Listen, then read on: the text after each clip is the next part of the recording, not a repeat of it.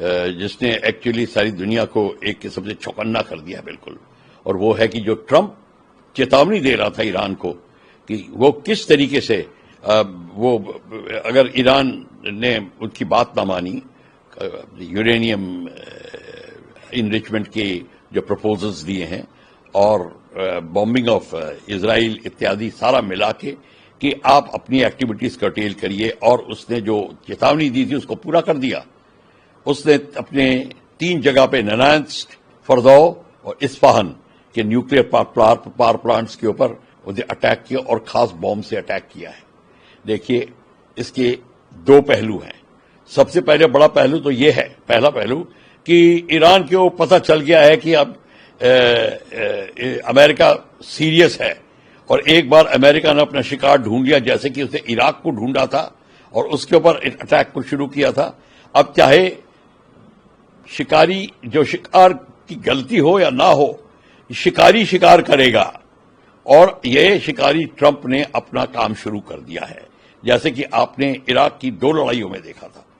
अब ये लड़ाई कहां रुकती है वो दूसरी बात है। फिलहाल अटैक करके और डिस्ट्रॉय करके मेरे ख्याल से इतना डिस्ट्रॉय हो गया होगा कि अब वो ठीक होने में बहुत समय लगाएगा। उसको बिल्कुल नाकामयाब करके अभी उसकी फोर्स ने कह दिया है और मैसेज दे दिया ईरान को कि देखिए, अभी भी आप लाइन पे आ जाइए, जैसा कि हम कहते हैं। इसके बाद मैं अभी कोई मिलिट्री एक्शन नहीं और कर रहा, पर अगर आपने नहीं किया तो मैं कह नहीं सकता। कहने का मतलब है कि उसने चेतावनी दे दी है कि अभी भी आप बाज आ जाओ, सिंपल शब्दों में। तो ये ईरान के लिए बहुत बड़ी चेतावनी है। ये ईरान के लिए ही नहीं, ईरान के समर्थकों के लिए बहुत बड़ी चेतावनी, चाइना के लिए बहुत बड़ी चेतावनी है, रशिया के लिए बहुत बड़ी चेतावनी है, जो दोनों ईरान को सपोर्ट कर रहे हैं। और इस समय इजराइल को पता चल गया है कि अमेरिका उसके साथ में है, ये दूसरी बात है। और अमेरिका, इजराइल के समर्थकों को और सबको पता चल गया है। पर अब वर्ल्ड जो है एक किस्म से 2 पहलुओं में डिवाइड होता नजर आ रहा है। एक है चाइनीज रशिया लॉबी और एक है अमेरिका एंड एलाइज की लॉबी। इसके ऐसे करने से अमेरिका के और भी कई प्रॉब्लम सॉल्व होते हैं, जैसे कि नेटो कंट्रीज के साथ में दोबारा उसका आकर्षण होना, दोबारा वो उनके साथ में साझेदारी बननी जो टूटती जा रही थी, वो भी अब देखने में मिलेगी। अब देखेंगे कि जितने की इजराइल के सपोर्टर नेटो नेशन में हैं और इत्यादि, वो भी अमेरिका के सपोर्टर बन जाएंगे। ये इसका दूर का खेल है अमेरिका का। पर इस सब को लेकर भी एक दूसरा पहलू मैं ये बताना चाहता हूं कि जिनीवा कन्वेंशन के तहत एक न्यूक्लियर पावर प्लांट, एक डैम और जो डाइक्स होती हैं, जो कि नेदरलैंड में समुद्र को रोकने के लिए दीवार बनाई जाती है, उनके ऊपर अटैक करना प्रबंधित है। मतलब उसके ऊपर अटैक नहीं कर सकते, टोटली बैंड है। उसको डेंजरस फोर्सेस कहते हैं। तो बशर्ते कि वो न्यूक्लियर पावर प्लांट लड़ाई में ना इस्तेमाल हो, मतलब कि उसमें वहां से कोई वेपन्स नहीं लॉन्च हो रहे। लड़ाई हो रही है, पर अगर उस न्यूक्लियर पावर प्लांट के ऊपर कोई वेपन्स नहीं लगाए गए हैं, तब उसको अटैक नहीं करना। ये एक बहुत गूढ़ बात है, बहुत कम लोगों को ये पता है। और इसके तहत अमेरिका को एक जिसको कहते हैं उसके ऊपर केस लगाया जा सकता है इंटरनेशनल क्रिमिनल कोर्ट के ऊपर कि उसने डेंजरस फोर्स के ऊपर अटैक किया है। कोई उसके ऊपर कोई वेपन नहीं था, वहां से कोई मिसाइल नहीं लॉन्च हो रही थी। तो ये एक अलग चीज है। और अमेरिका की और ईरान की लड़ाई थी ही नहीं। तो ये इसने ओपनिंग शॉट में जो ये कार्यक्रम किया है, इसकी जवाबदारी अमेरिका करेगा, बशर्ते लोगों में इतनी हिम्मत है कि उसको इंटरनेशनल क्रिमिनल कोर्ट में ले जाएं। ये दूसरा पहलू है। पर सबसे बड़ी अब बात है चीन को देखना है। अगली अब खबरें आएंगी, चीन का रिएक्शन क्या है, जी का ट्वीट क्या आएगा, पुतिन का ट्वीट क्या आएगा, वो क्या कहते हैं, और उसके हिसाब से बात चलेगी। पर भारत की बात आती है तो भारत के लिए एक बहुत जिसको कहते हैं कि सावधानी का समय है।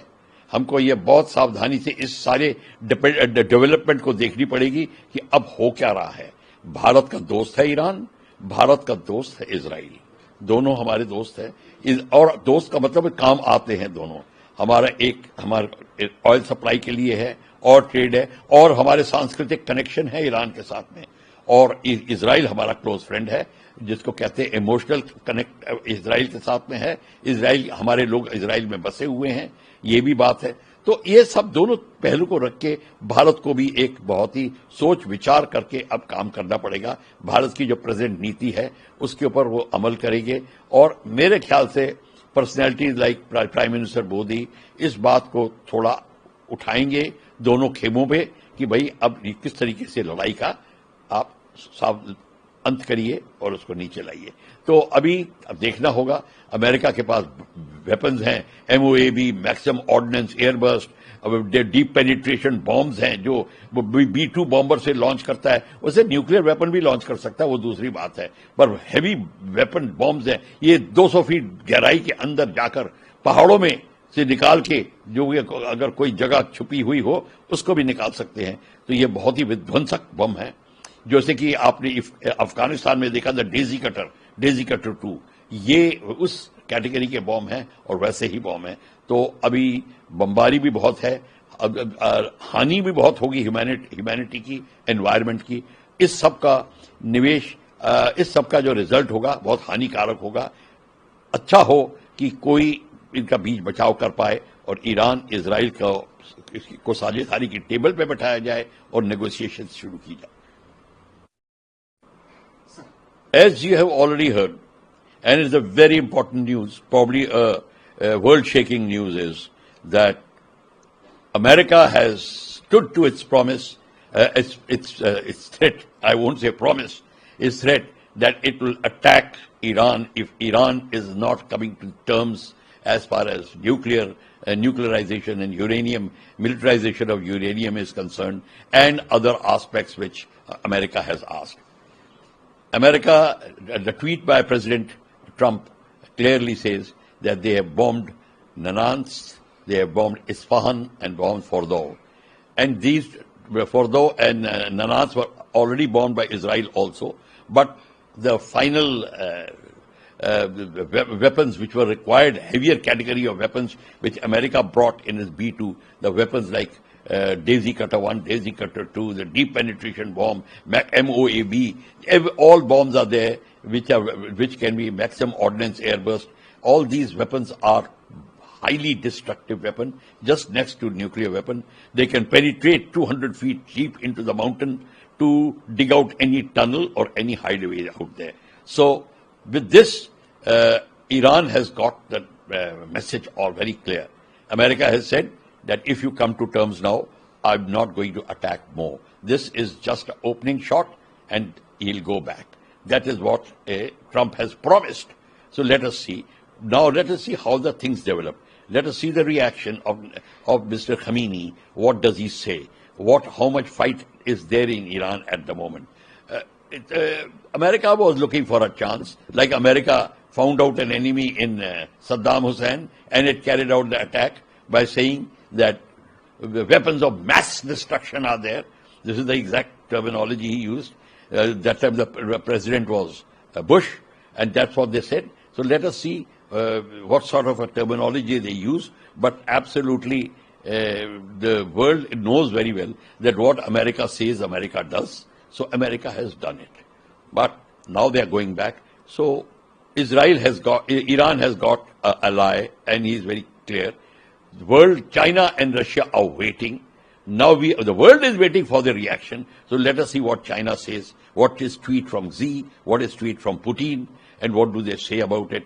But India's role has to be absolutely calculated in this, because Iran is friend of India, Israel is friend of India, and war is not in favor of anybody, especially India, when we are building the international corridor right up to Europe. So that will pass through that area. So we cannot afford, India cannot support this war. Probably India personalities like Prime Minister Modi, they will only count, and they will only probably suggest to both sides that yes, India's policy is that this is not the time for war. We have to bring the people of the world together in the spirit of Vasudhaiva Kutumbakam. If that message goes clear, I think things can be worked out, but I'm not very sure at that moment. But no harm in trying. And